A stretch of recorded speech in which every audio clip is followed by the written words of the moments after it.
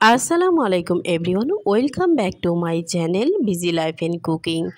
আমি আজকে আপনাদেরকে তৈরি করে দেখাবো বাঙালির পছন্দের একটি খাবার লাউ চিংড়ি। লাউয়ের কালার এবং স্বাদ ঠিক রেখে কীভাবে রেসিপিটি করা যায় চলুন দেখে আসি। আশা করি ভালো লাগবে। আমি এখানে নিয়েছি চিংড়ি মাছ এবং বেশ বড় সাইজের একটি লাউ। তো আমি এখানে মাছগুলো কেটে ধুয়ে পরিষ্কার করে নিয়েছি এবং লাউগুলো কেটে নিয়েছি। এবার আমি এখানে ব্যবহার করব পেঁয়াজ এবং কাঁচামরিচ। তো আমি সম্পূর্ণ তরকারিটা কিন্তু কাঁচামরিচ দিয়েই রান্না করব। এখানে শুকনো মরিচের গুঁড়ো ব্যবহার করা যাবে না, তাহলে তরকারির কালার এবং স্বাদ দুটোই নষ্ট হয়ে যাবে। আমি এখানে পেঁয়াজ এবং কাঁচামরিচগুলো আধা ছেঁচে নিয়েছি।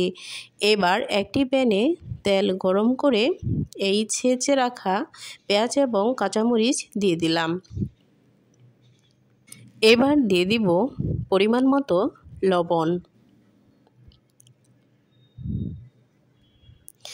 এবার এখানে আমি ব্যবহার করেছি 1 চামচের চেয়েও কম হলুদের গুঁড়ো এবং 1 টেবিল চামচ ধনিয়ার গুঁড়ো। এবার আমি চিংড়ি মাছগুলো দিয়ে দিলাম।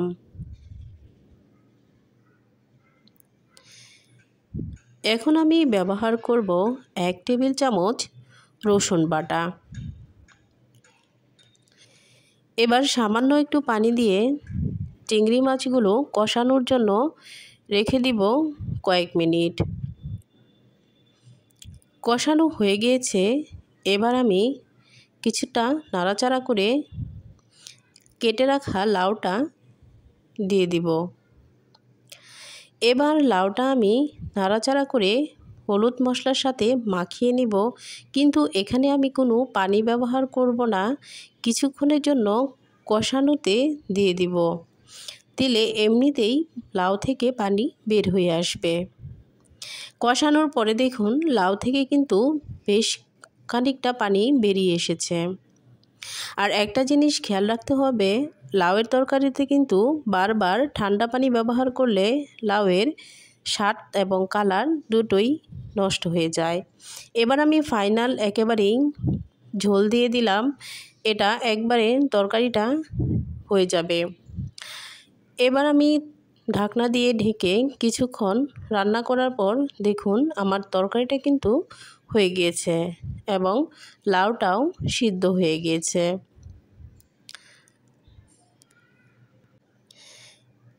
এবার আমি এখানে কয়েকটা কাঁচামরিচের ফালি ব্যবহার করব আর দিয়ে দিব অল্প ধনিয়া পাতা।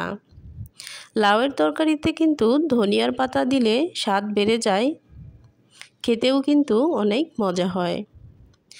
এবার আমার তরকারিটা হয়ে গিয়েছে। দেখুন তরকারিটার ফাইনাল লুক, খেতে কিন্তু অনেক মজা হয়েছিল। তো আমার ভিডিও যদি আপনাদের কাছে ভালো লেগে থাকে অবশ্যই কমেন্টে জানাবেন, লাইক করবেন।